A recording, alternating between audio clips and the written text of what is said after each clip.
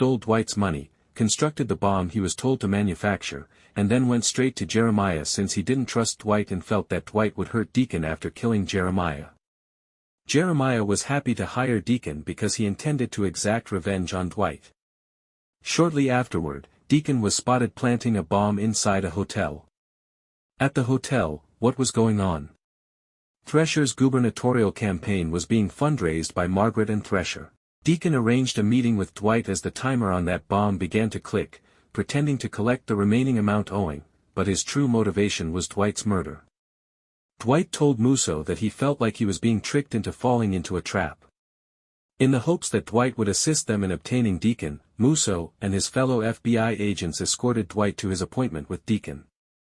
Rather, Dwight, Mitch, and Bigfoot abducted Deacon, brought him to the Montague Estates mausoleum, and bludgeoned him to death for all the crimes against humanity he had perpetrated. Cole told Tyson that Deacon had planted a bomb at the hotel where Thresher was holding a fundraiser while they were nearing the end of their torture session.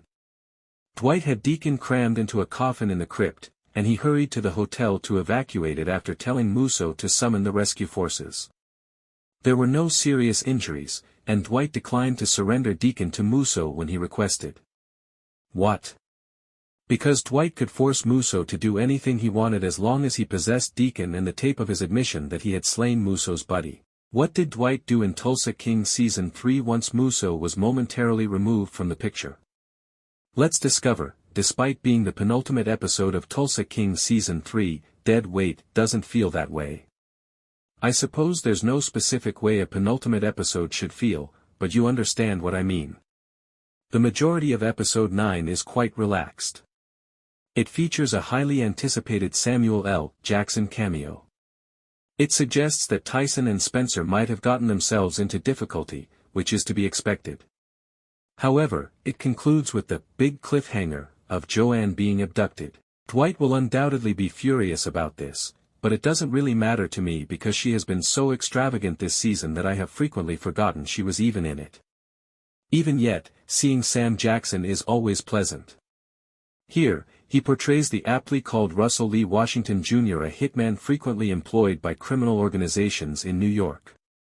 Most recently, he was hired by Quiet Ray for what he believed to be his final hit in Newark, New Jersey. Russell is leaving the match. Years have passed, and he's had enough. He won't accept no for an answer, of course, and Quiet Ray wants to employ him to kill Dwight because of that misinterpreted assassination attempt. For Dwight, he has a past with Russell. Since Dwight did Jeremiah kidnap Joanne?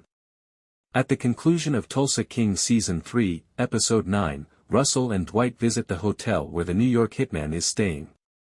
In the parking lot, they plan how they will handle the man.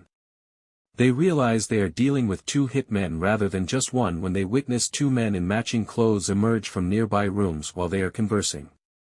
For the sake of convenience, the authors spare Sylvester Stallone and Samuel L. Jackson the agony of killing two men who would have defeated these elderly mob bosses in real life. Russell enters one area as Dwight enters another. They return home after killing the hitmen with indifference. Vince shows up shortly after they have left the area, and he is surprised to see that both of his people are dead. Wow, Ray certainly tried not to leave anything up to chance. Then there's a quick scene between Mitch and Cleo. Because Mitch had nowhere to go or simply doesn't want to part with Dwight, things have become tense between them. Cleo wanted to leave this life of crime behind. After the bombing, Mitch was certain that Cleo would choose to avoid him since she wouldn't feel comfortable enough to participate if she was still disturbed by her experience with the police. Of Dwight's dominion following such a huge blast. However, it turns out that Cleo would rather stick by Mitch through thick and thin than be by herself and safe. Joanne is abducted by Jeremiah's goon just when it appears like things are beginning to improve.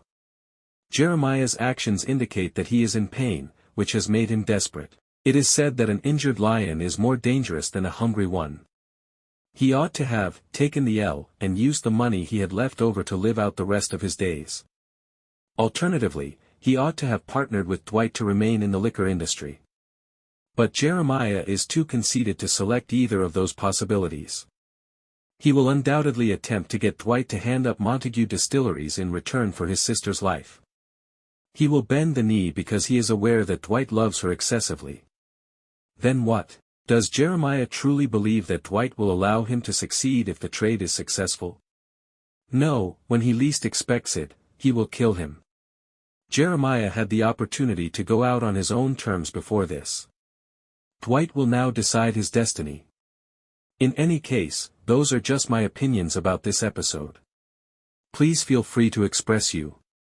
Dwight now has power over Musso as a result of the Deacon's betrayal in the last episode, but rather than utilizing it to negotiate Bill's release, I suppose he's concluded he's better off where he is. He pursues a federal liquor license. Dwight has all of Deacon's confessions on tape, so Musso has no choice but to comply, even if I had thought he was placed in that coffin alive so he could be removed later. The license is fantastic news for Montague Distilleries, but it's bad news for Dunmire,